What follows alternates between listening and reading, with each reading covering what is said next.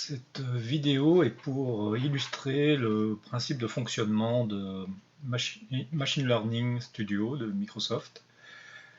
Donc, je vais expliquer un peu les différentes étapes qu'il faut faire pour obtenir un modèle et de pouvoir l'entraîner sur des données. En général, on part des données. On peut partir de données, par exemple climatiques. Prenons un jeu de données comme celui-là, qu'on peut consulter ici. Donc on peut voir les données telles qu'elles ont été lues par la plateforme.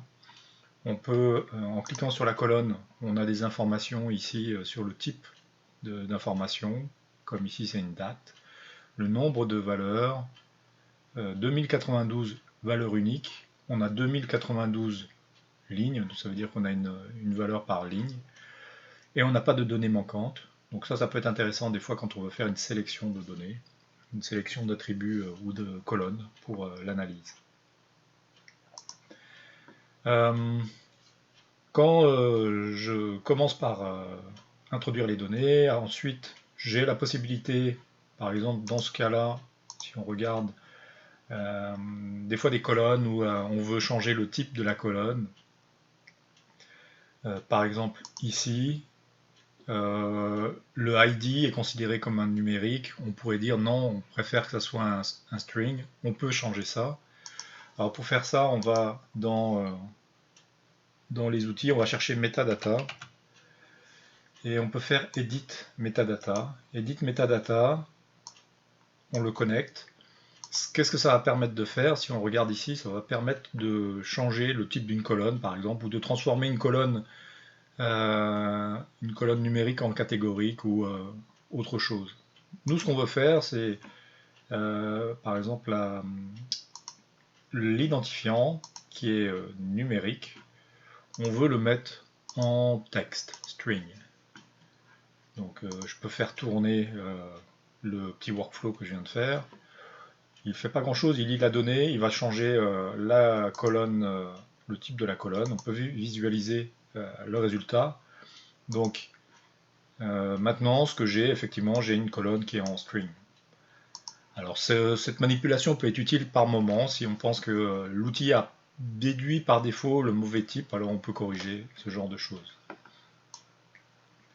On a aussi parfois besoin, quand on a un jeu de données, de faire une sélection de données. Alors, quand on a trop de colonnes, on pourrait réduire le jeu de données en utilisant select column in dataset. Qu'est-ce que ça permet de faire? Ça permet en fait simplement de sélectionner manuellement les colonnes qui nous intéressent. Bon, on va prendre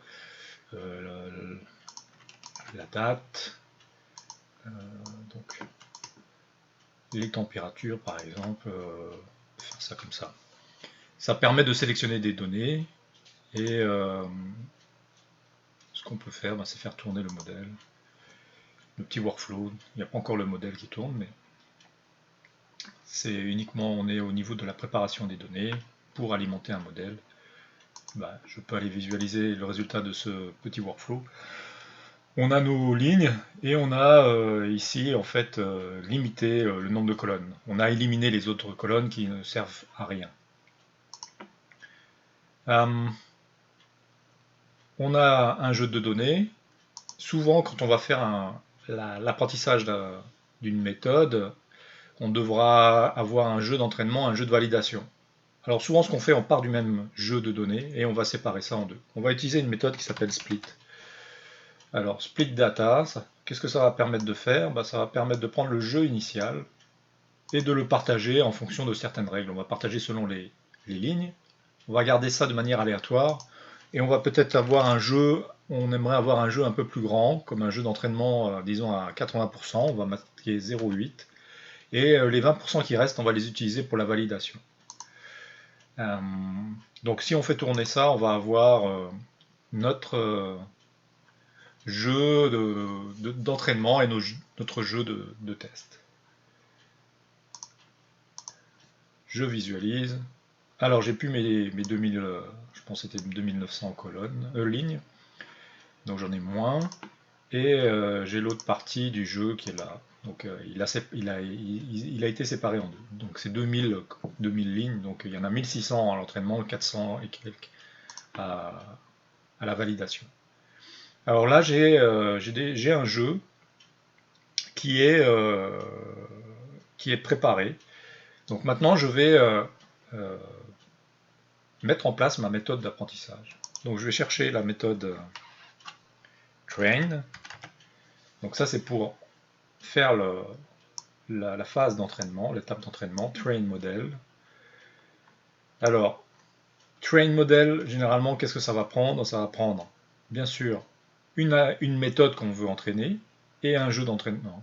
Donc on va prendre ça, on connecte le jeu d'entraînement et on va chercher une méthode d'entraînement. En l'occurrence, on va chercher une méthode de régression, par exemple régression linéaire. On va prendre celle-là et on va la connecter ici. La méthode de régression, on peut la laisser telle qu'elle est proposée avec les paramètres par défaut. L'étape d'entraînement, ce qui va simplement demander, c'est quelle est la colonne qu'on souhaite prédire. En fait, on a toujours besoin d'une colonne, soit une classe, soit une valeur, ou une colonne de prédiction, la valeur qu'on cherche à prédire. En l'occurrence, nous, on va prendre un exemple, nous, on veut la température moyenne. Ça va être notre colonne qu'on souhaite prédire à partir des autres informations. Donc ça va permettre d'entraîner le modèle. Quand on a entraîné le modèle, ce qu'on doit faire après, c'est d'évaluer. Donc avec score, on va évaluer la sortie de ce modèle entraîné sur le reste du jeu, donc le jeu qu'on appellera jeu de validation. Ça, donc il va prendre le jeu de validation, il va effectuer un calcul de prédiction. Il va vérifier ce que le modèle prédit et ce qu'on souhaiterait, et ça va nous permettre d'évaluer un peu la précision du modèle. Ensuite, on pourrait évaluer la qualité du modèle en utilisant evaluate. Et donc, on n'a pas de paramètres à mettre ici, ni là, donc on obtiendra les résultats. On a un modèle assez simple, mais qui pourrait tourner. Donc on fait run, ça va faire tourner toutes les étapes. Donc on les voit, les étapes se déroulent. Quand c'est vert avec un check, ça veut dire que ça s'est bien déroulé. Et on voit ici, il tourne, il est en train d'évaluer le modèle. Et il va faire son calcul pour évaluer en fait un score final. Si je veux voir les résultats, je peux voir ici les sorties de ce qui a été prédit. Donc j'ai mes données qui ont été envoyées.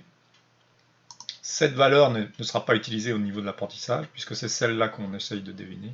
Voilà ce qu'il lui propose avec le modèle. Donc la méthode, nous on s'attendait à 22, il propose 22.03, et on le voit pour chaque jeu de données, il y en a 418 qui ont été présentés. Il a estimé à chaque fois le résultat. Et pour obtenir le résultat sur le modèle entraîné, on peut aller dans la Evaluate. Et ici, on a une information. C'est une régression.